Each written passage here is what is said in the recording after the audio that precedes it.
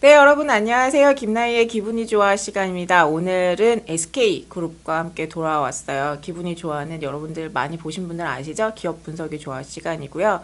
여러분들께서 가고자 하는 회사에서 어떤 일을 하는지, 어떤 식으로 이익을 내고 매출액이 어떻게 구성되어 있는지를 알아야 여러분들이 정확히 내가 가서 무슨 일을 할지에 대한 가늠이 되니까 이런 시간들을 좀 마련해 보고 있습니다.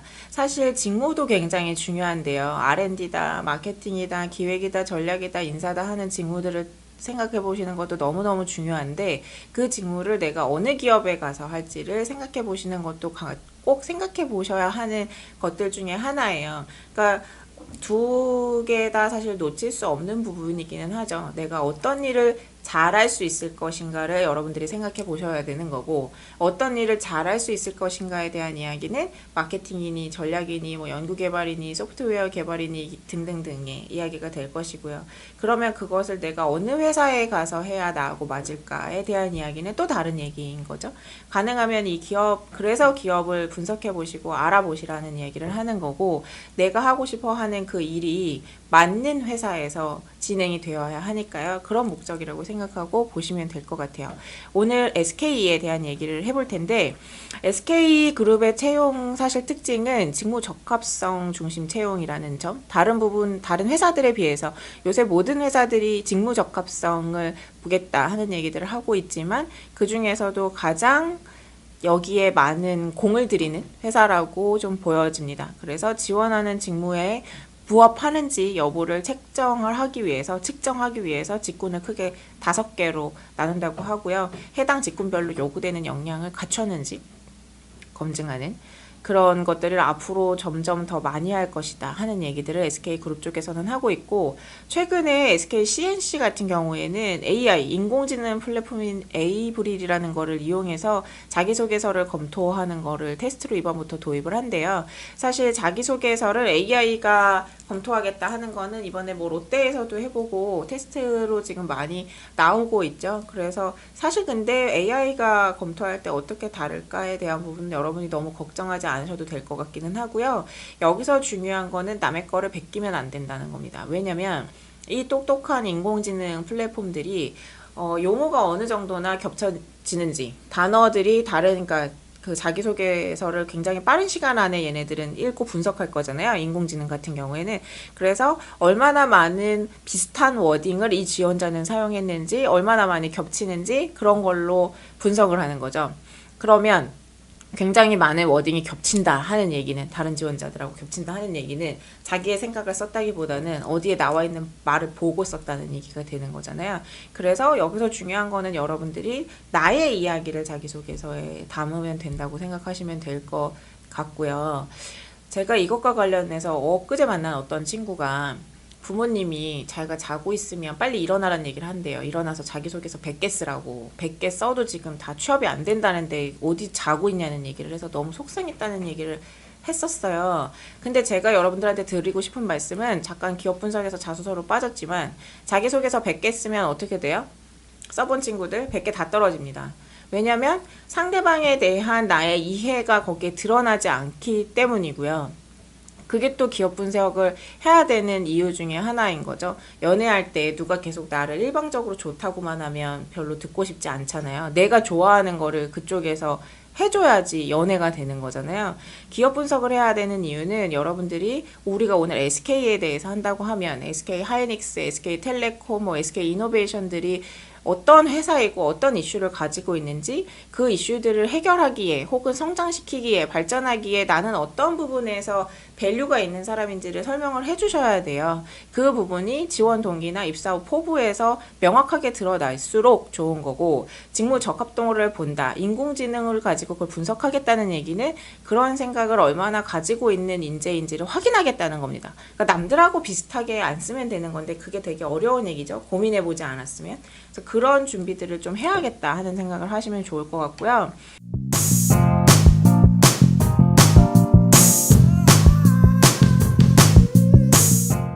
SK 같은 경우에 작년에 실적이 되게 좋았어요. 회사가 돈을 많이 벌었어요. 그래서 SK의 계열사로 대표적인 것들은 SK 하이닉스, 주 SK, SK텔레콤, SK이노베이션, 뭐 SKD&D 이렇게 좀 나눠볼 수가 있는데 SK하이닉스 같은 경우에 2016년에 매출액이 17조 1980억 정도 됐었대요.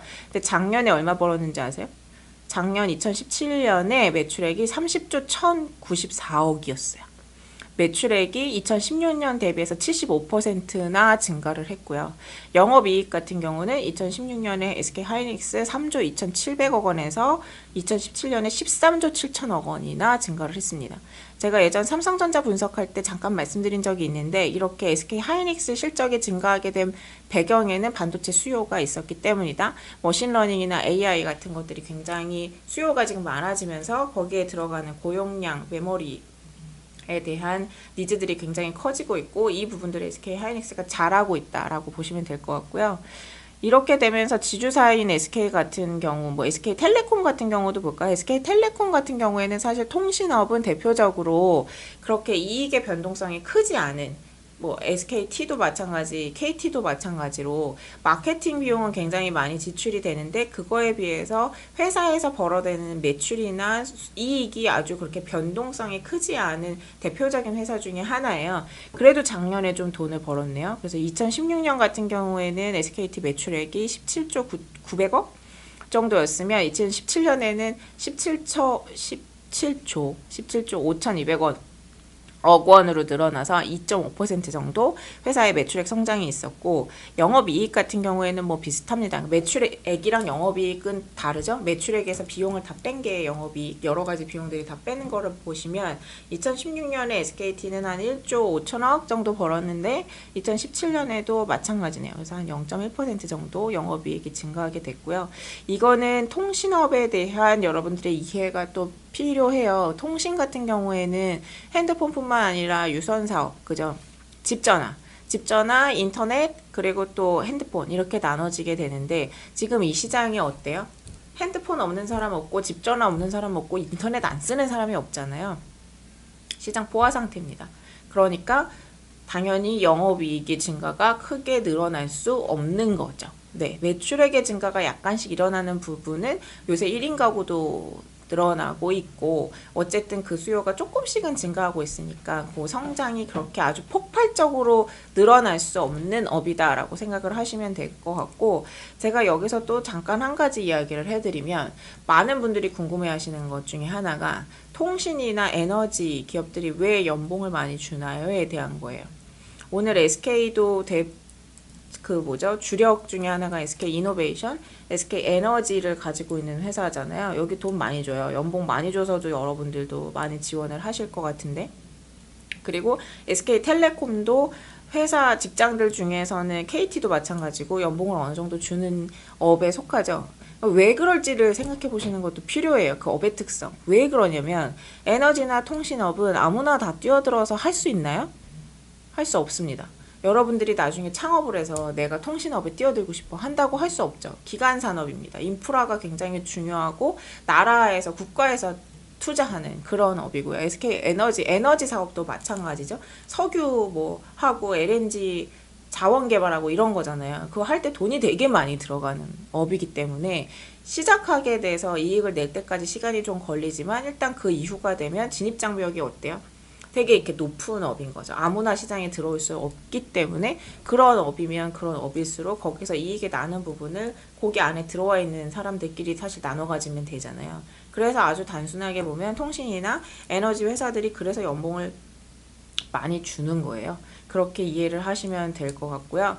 그러면 우리 SK이노베이션 아주 잠깐 보고 SK텔레콤에 대한 이야기 제가 좀 해드릴게요. 아무래도 텔레콤도 지원을 많이 하시다 보니까 이노베이션 같은 경우에는 4개 부분으로 사업 부분이 나누어집니다. 석유 개발 및 기타 사업, 석유 사업, 화학 사업, 윤활유 사업 이렇게 되고요. 여기 같은 경우에는 대표적으로 B2C가 아니라 B2B 그리고 자원 개발하는 회사라고 보시면 되죠. 그래서 2018년에 올해 같은 경우에는 이노베이션에서 지금 이야기를 하고 있는 것들이 자산을 좀 효율화해야겠다 하는 얘기와 새로운 성장 동력을 가져가야겠어 이런 얘기를 회사 차원에서 하고 있고요.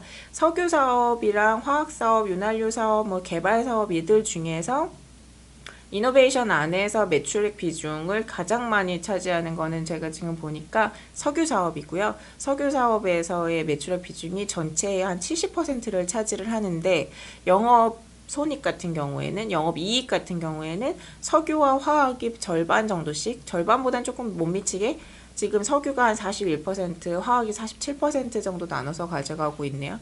그러니까 어떻게 보면 화학 산업이 되게 마진이 좋다고 하면 여러분들께서 아시겠죠. 이익을 많이 남기는 사업 중에 하나라고 보시면 될 것 같아요.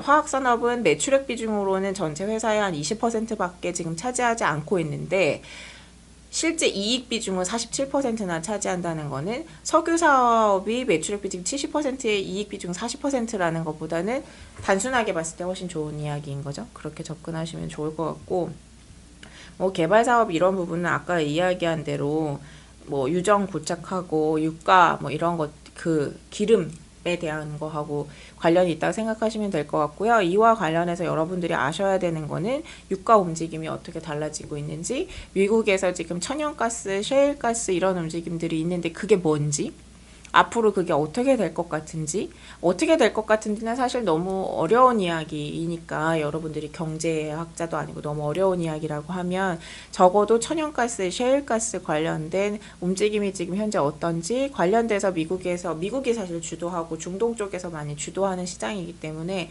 어떻게 좀 뉴스들이 어떤 것들이 있는지 정도만 보고 가셔도 훨씬 더 면접이나 이런 부분에 도움이 되실 것 같고요. 우리 SK텔레콤의 이슈들을 좀 봐보도록 할게요. SK텔레콤 같은 경우에는 제가 저번에 삼성전자에서 스마트폰에 대한 얘기를 하면서도 말씀을 드린 적이 있는데 그러니까 SK텔레콤, KT의 이슈를 보실 때는 여러분들이 통신이기는 하지만 스마트폰 시장하고 같이 보셔야 돼요. 그래서 실제로 회사에서 일을 할 때도 SK텔레콤이 회사 안에서만 당연히 일하는 게 아니라 삼성전자나 애플 또 다른 그런 제조업체들하고의 코어가 굉장히 많기 때문에 그 시장이 어떻게 달라지고 있는지를 알아두는 것이 굉장히 중요한데 지금 일단 SK텔레콤에서 현안으로 느끼고 있는 부분들이 무엇인지 어떤 이슈들을 갖고 있는지 제가 분석을 해드리면요. 일단 첫 번째로는 새로운 ICT 회사로 지금 성장하겠다라고 SK텔레콤은 변화를 추구하겠다 하고 있고요. 그래서 이런 것들을 구체적으로 실행에 옮기기 위해서 우리 맨날 요새 굉장히 많이 나오는 AI, 인공지능에 대한 이야기나 인프라 같은 역량들을 핵심 역량으로 가져가겠다 하는 이야기들을 하고 있습니다. 그리고 이동통신 같은 경우는 이동통신 사업에서 변화를 아주 강력하게 이끌어 나가겠다는 얘기를 하고 있어요. 아주 단순하게는 요금제에 대한 변화뿐만 아니라 고객들이 느끼는 그런 아주 작은 불편함들을 혁신적으로 개선하겠다는 얘기를 하고 있고요. 나머지 사업 영역, 그러니까 SK텔레콤에서 주 사업 영역으로 가져가고 있는 부분들은 미디어, IoT, 플랫폼 영역이라고 보시면 되거든요. 그러니까 네 개죠. 이동통신, 미디어, IoT, 플랫폼 쪽에서 가시적인 성과가 좀 나타날 수 있도록 노력하겠다라고 얘기를 하고 있어요. 가시적인 성과가 나타날 수 있도록 노력하겠다고 여기 지금 새로 부임하신 사장님이 말씀하신 건데 그러면 지금까지 별로 가시적인 성과가 안 나타나고 있다는 얘기인 거고 그렇다고 하면 여러분들이 하셔야 되는 이야기는 요 네 개 중에 내가 관심이 가는 분야 어떤 하나라도 미디어든 IoT든 플랫폼이든 이동통신이든 어떤 시장 변화가 필요하다고 생각하는지 나는 거기에서 어떤 새로움들을 이끌어낼 수 있는 사람인지에 대한 이야기를 해주셔야 된다는 얘기죠. 그리고 네, SK 플래닛이 지금 많이 변화하고 있는데 SK 플래닛이 엄청 거기도 경쟁이 되게 심각하다기보다 치열한 시장이잖아요. 그래서 SK 플래닛 같은 경우에는 SK 플래닛에 대해서 여러분들 잠깐 아실 필요는 SK텔레콤이 SK 플래닛의 지분을 많이 갖고 있기 때문에 그래서 제휴나 뭐 펀딩 같은 것들을 아주 다양하게 해보겠다 이런 얘기들을 하고 있고요. 매번 시장에서의 사실 통신에서의 시장 이슈는 이동전화 가입자 수, 핸드폰 가입자 수가 계속해서 역성장하고 있다라는 얘기죠. 핸드폰이나 뭐 전화는 하나 혹은 제가 뭐 많이 보면 한 두세 개 가진 분들 계신 것 같아요. 근데 두세 개가 맥스지 뭐 그거보다 더 갖고 있지는 않잖아요. 지금은 어쨌든 전 국민이 스마트폰을 다 사용하는 시대가 됐기 때문에 삼성전자 같은 경우에도 스마트폰이 처음으로 작년에 삼성전자를 포함한 그 스마트폰 시장이 처음으로 역성장했다고 하거든요. 2017년에. 이게 당연히 통신사업자인 SK텔레콤에도 이슈가 될 수밖에 없고요. 그러면 어떻게 해야 될까? 통신시장이 지금 역성장하고 있어요. 아무도 새로 다시 가입을 하진 않아. 그럼 어떻게 해야 될까를 여러분들이 생각해 보셔야 되는 거죠. 단순히 그러면 가입자 확보를 하는 게 이제 더 이상 중요한 이슈가 아니라 어떻게 하면 우리 서비스를 더 많이 사용하는 우량 고객을 가져갈 거냐, 많이 길게. SKT를 하다가 뭐 KT나 LG U+로 떠나게 하지 않으려면 우리가 어떤 전략들을 가져가야 될까 하는 것들이 굉장히 이슈일 거고, 이게 질적인 성장이 이루어지는 걸 거니까 여러분들이 SK텔레콤의 요금제를 보실 때 사실 보면 브로드밴드랑 유선전화 다 묶어서 팔잖아요. 그리고 이게 해지될 때 위약금도 있고, 근데 단순히 그런 요금제 말고도 어떻게 해줬을 때 우량 고객들을 오래 가져갈 수 있을지, 길게 가져갈 수 있을지 대한 부분들을 고민을 해보시고, 이것과 관련된 어떤 대외 활동이나 뭐 이런 것들을 해볼 수 있었으면 사실 제일 좋기는 하죠. 아주 단편적인 예로, 예를 들어서 내가 어느 가게에서 아르바이트를 했는데 계속 고객이 계속 오게 만들었다는 게 충성도를 높였다는 이야기거든요. 그렇게 내가 단골을 만들기 위해서 어떤 노력을 했었는지, 그렇게 노력을 해보니까 SK텔레콤에서도 단골이 되게 하려면 어떻게 해야 되는지, 그런 이야기들 해주셔도 좋을 것 같다는 생각이 갑자기 들었고요. 2017년 같은 경우에는 SK텔레콤의 젊은 고객, 어린 고객들이 가입자 증가가 늘어나고 있대요. 그러면 여러분 세대, 지금 이걸 보고 계시는 20대들, 10대들의, 요새 뭐 초등학생, 중학생도 다 핸드폰 갖고 다니잖아요. 이 친구들한테 어떻게 해줘야 하는지, 이렇게 영한 고객을 잡기 위해서는 어떤 서비스들을 해줘야 하는지, 어떤 소프트웨어를 넣어야 하는지가 또 관건이겠죠? 그런 부분에 대해서도 생각을 해보시고 이야기를 좀 해보시면 좋을 것 같고, 디지털 사업 같은 경우에도 신규로 이것들을 좀 추진하겠다, 이런 얘기들을 하고 있습니다. 그래서 앞으로 SK텔레콤이 해야 될 방향들을 생각을 해보면, 아까 제가 말씀드린 대로 이동통신 사업 쪽에서 어떤 새로운 움직임들을 계속해서 해 나가야 될 것 같고요. 아까 말씀드린 대로 뭐 젊은 10대 친구들을 대상으로 해서는 어떤 서비스들을 제공할 건지, 단순히 뭐 요금제가 낮춰지고 다양화되는 거 말고 어떻게 해야 될 건지, 혹은 장기 우량 고객을 끌고 가기 위해서 어떻게 해야 될 것인지 좀 생각을 해보시면 좋을 것 같고, 뉴 ICT라고 하죠. 미디어 IoT 플랫폼 시장이 앞으로 성장을 해나갈 것으로 보여지고, SK텔레콤은 여기에 지금 중점을 두겠다고 얘기를 하고 있는데, 그렇다고 하면 당연히 이 시장이 뭐 하는 시장인지, 어떻게 변화하고 있는지, 앞으로 변해야 갈 것이라 생각하는지, 여러분들은 어떤 생각을 갖고 있는지를 피력하는 게 굉장히 중요하고요. 그게 직무 적합성을 얘기를 하는 겁니다. 그리고 SK텔레콤 SK 같은 경우에는 뭐 지배구조 개선에 대한 이야기도 사실 계속 있는 기업 중에 하나이거든요. 그러면 지배구조가 뭐고 어떻게 개선됐을 때 뭐 어떤 영향이 있을까에 대한 얘기 상식으로 좀 알아두시면 좋을 것 같아요.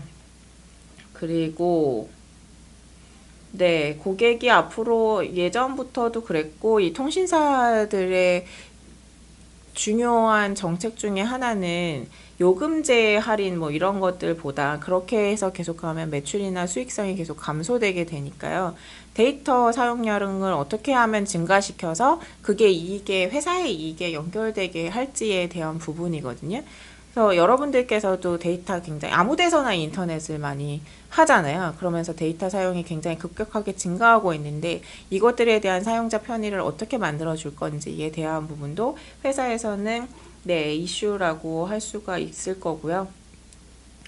그리고 이 통신업이 굉장히 마케팅 비용이 많이 들어가는 업 중에 하나예요. 그러니까 B2C라고 하죠. 기업이 우리와 같은 우린 리테일이라고 하죠. 일반 소비자들한테 접근할 때 브랜드에 대한 선호도로 뭔가를 고르게 되니까요. 고객이, 저도 그랬어요. SK텔레콤의 요금제를 엄청 세세하게 살펴보고, KT의 요금제를 살펴보고, LG U+를 다 살펴보고 하는 게 아니라, 그냥 그 중에 약간 내가 더 선호하는 쪽으로 움직이게 되는 게 점차 더 강해지고 있기 때문에, 그 선호도를 만들어내기 위한 마케팅 비용의 집행이 엄청나게 많이 쏟아지는 것 중에 하나인데, 그거를 어떻게 효율적으로 해나갈 건지, 효율적으로 한다는 거는 데이터 분석이죠. 결국에는 고객들이 어떤 것들의 근간을 두고 이 판단을 하는지 그런 데이터 분석이나 그런 역량들을 더 강화해 나갈 수밖에 없을 것이고 그 부분에서 여러분들이 접근을 해보셔도 좋을 것 같다는 생각이 들고요. 고객 가치 뭐 이런 것들을 어떻게 높일 것인지를 뭐 고민하겠다 이런 얘기는 회사들이 맨날 하는 얘기인데 여러분들 입장에서는 SK텔레콤을 사용해 보시면서 뭐 KT를 사용해 보면서 어떻게 달랐는지 저 같은 경우에는 SK텔레콤을 지금은 쓰고 있는데 SK텔레콤만 계속 쓴 게 아니라 그 상황에 따라서 어떨 때는 LG U+를 쓰기도 하고 어떨 때는 KT 요금제를 쓰기도 하고 뭐 그랬거든요. 번호만 유지되면 되니까.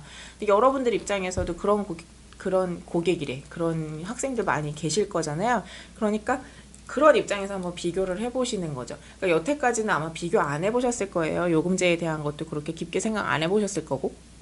근데 내가 LG나 뭐 KT를 써보신 경험이 있다라고 하면 그것들을 썼을 때와 SK텔레콤 서비스를 썼을 때 그래서 여기에다 지금 계속 텔레콤 쪽에서 넣고 있는 것들이 T 멤버십에 대한 것들이잖아요. 그러니까 장기 우량 고객을 가져간다는 거는 그런 멤버십 서비스라던가 뭐 용어로는 리텐션이라고 하는데요. 고객을 유지하기 위한 어떤 것들을 해 나갈 것인지 사실 그게 지금같이 시장이 포화된 입장에서는 상황에서는 훨씬 더 중요한 게 될 수 있는 거고요. 그리고 사실 기업 입장에서 봤을 때도 신규 고객을 확보하는 것보다 기존 고객을 유지시키는 게 효율화 얘기를 하는 게 비용도 더 적게 들어요. 신규 고객을 유치시키려면 어떻게 해야 돼요? 회사 입장에서는 광고도 엄청 해야 되고 우리를 알려야 되잖아요. 저도 여러분들한테 저는 김나희입니다. 뭐 김나희가 뭐를 했고요. 막 이렇게 알려야 여러분들이 저를 아시게 되는 거고 그 다음에 제가 하는 이야기들을 더 듣게 되는 거잖아요. 그래서 신규 가입자를 끌어오는 게 회사 입장에서는 훨씬 더 돈이 많이 들고 비용을 많이 쓰게 되고요. 효율화한다는 얘기는 기존 고객한테 어떻게 우리가 더 잘 해줘서 걔네들이 그 고객들이 우리를 계속 쓰게 할까, 우리 서비스에 큰 불만 안 느끼고 우리와 함께 가려면 어떻게 해야 될까를 고민한다는 거죠. 그런 부분에 대한 이야기들을 여러분들이 지원 동기나 뭐 입사 후 포부 같은 데서 말씀을 해주신다던가 영업이나 마케팅을 지원하는 친구라고 하면 소프트웨어나 이런 쪽 뭐 개발 직군 지금 텔레콤은 지금 인턴을 뽑고 있긴 한데 그런 거를 생각하는 친구들이라면 어떤 식의 서비스가 필요하거나 신규 어떤 것들이 좀 필요하다고 생각하는지 나라면 어떤 것들을 실제로 개발하고 싶은지에 대한 얘기를 아주 실제적으로 해주시는 게 직무 적합성 측면에서 점수를 많이 받을 수 있는 방법 중에 하나이고요. 사실 뭐 점수 많이 받는 거는 그렇게 중요한 게 아니라 그렇게 해서 아이디어가 내가 계속 생각나는 회사는 그만큼 내가 다니고 싶은 회사일 가능성이 크고 상대방한테도 그 진심이라고 하죠. 그런 게 전해지게 될 거고 아무리 이런 이야기를 듣고 고민을 해봤는데 1도 생각이 안 난다라고 하면 나하고 안 맞기도 한 거거든요. 그렇게 생각해 보시는 것도 필요할 것 같아요. 오늘 SK 중에서도 SK텔레콤에 대한 이야기를 해봤었는데 이것과 관련돼서 제가 한 번 더 정리를 해드린다면 스마트폰 시장이 어떻게 변화되고 있는지 한번 봐보시고요. 삼성전자나 애플의 스마트폰이 어떻게 달라지고 있는지 지금 스마트폰 시장은 포화라는 거는 기정사실이고 여기에서 얘네들이 지금 뭐 5G 이런 얘기들 나오고 있잖아요. 4G에서 5G로 가는 것들이 MWC에서도 계속 이야기가 나왔었는데 그런 기술의 변화가 어떻게 이루어지고 있는지 그리고 SK텔레콤이 주력하고자 하는 4개 분야 이동통신과 뉴 ICT 안에 들어가 있는 뭐 IoT 플랫폼 미디어 관련해서 시장이 어떻게 바뀌고 있는지 이쪽에서 인턴이나 아르바이트를 해보신 분들이라면 내가 인턴이나 아르바이트를 해보니까 이러이러하더라. 어떻게 달라질 것 같은데 혹은 그냥 내가 일을 해보니까 어떤 식으로 이 시장에서 새로운 기회들을 찾을 수 있을 것 같다거나 나는 뭘 해봤더니 되게 재밌어서 그 일을 SK텔레콤에서 더 하고 싶다라든지나 이런 식의 접근을 해주실 수 있으면 제일 좋을 것 같다는 그런 생각이 듭니다. 오늘 저와 함께 여러분들 SK에 대한 이야기들 풀어보았고요. 참조하셔서 뭐 자기소개서나 면접에서 여러분들의 이야기들을 잘 풀어나가실 수 있기를 응원하도록 할게요. 감사합니다.